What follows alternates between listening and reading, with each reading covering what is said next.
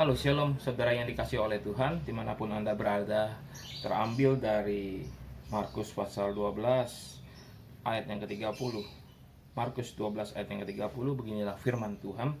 Kasihilah Tuhan Allahmu dengan segenap hatimu dan dengan segenap jiwamu dan dengan segenap akal budimu dan dengan segenap kekuatanmu. Kita membaca bahwa di sini adalah perintah Tuhan, kasihilah Tuhan Allahmu dengan segenap hatimu dan dengan segenap jiwamu dan dengan segenap akal budimu dan dengan segenap kekuatanmu.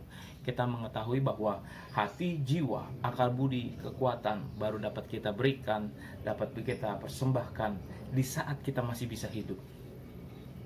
Dan saya percaya bahwa ketika Tuhan memberi perintah ini, Tuhan memberi perintah kepada manusia yang masih hidup.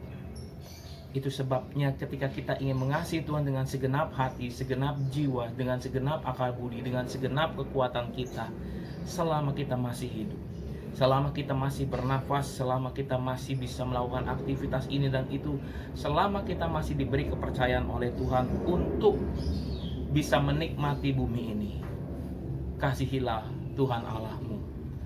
Ketika kita memberikan yang terbaik kepada Tuhan, kita masih hidup.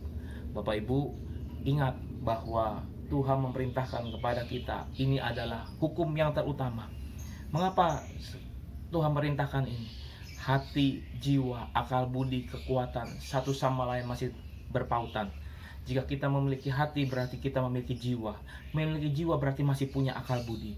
Di mana kita mempunyai akal budi, di situ kita masih diberikan kekuatan.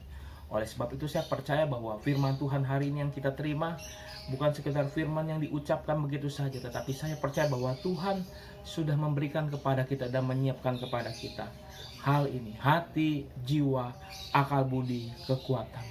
Juga tertulis di dalam Roma pasal 12 ayat yang pertama, firman Tuhan bilang seperti ini di dalam Roma 12 ayat yang pertama, karena itu saudara-saudara, demi kemurahan Allah, aku menasihatkan kamu supaya kamu mempersembahkan tubuhmu sebagai persembahan yang hidup, yang kudus, yang berkenan kepada Allah.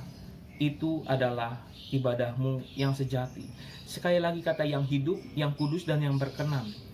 Kata yang hidup itu adalah ada hubungannya dengan hati, jiwa, akal budi, kekuatan.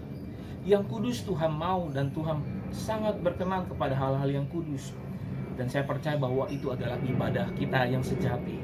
Hari ini dimanapun kita berada, mungkin Anda sedang menyaksikan video ini sedang berada di rumah, dan ibadah kita tidak selalu ada di dalam gereja.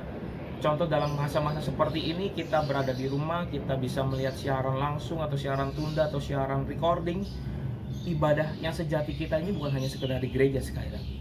Hari Senin, Selasa, Rabu, Kamis, Jumat, Sabtu, kita juga beribadah. Kita beribadah dimanapun. Kita tetap melayani Tuhan Allah kita yang hidup. Kita tetap memberikan yang terbaik untuk Tuhan. Dengan segenap hati, segenap jiwa, dengan segenap akal budi, dengan segenap kekuatan. Itu adalah ibadah kita yang sejati. Bukan hanya sekedar di hari Minggu, bukan hanya sekedar harus datang ke gereja. Tetapi ketika kita ada di tengah-tengah komunitas di dalam pekerjaan kita, itu adalah ibadah kita yang sejati.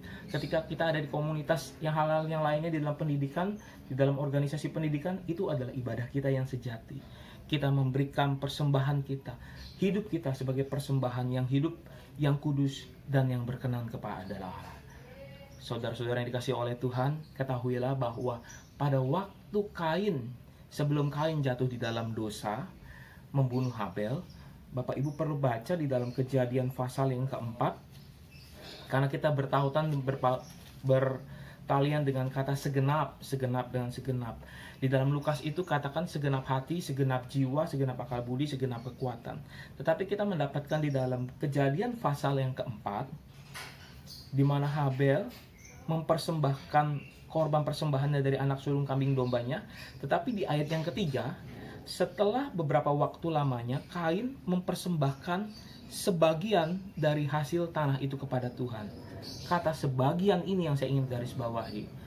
Bukan Tuhan tidak suka persembahan Kain, tetapi Kain mempersembahkan kata sebagian. Alkitab mencatat kata sebagian itu.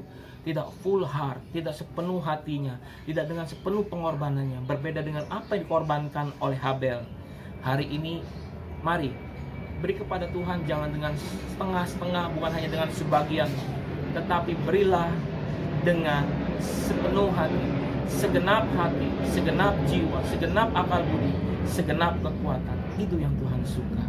Dimanapun Anda berada, saya berdoa pada hari ini supaya Anda juga diliputi dengan hati ingin mau mengasihi Tuhan lebih sungguh-sungguh sebagai persembahan yang hidup, yang kudus dan yang berkenan, karena itu adalah ibadah kita yang sejati. Tuhan memberkati kita semua. Haleluya.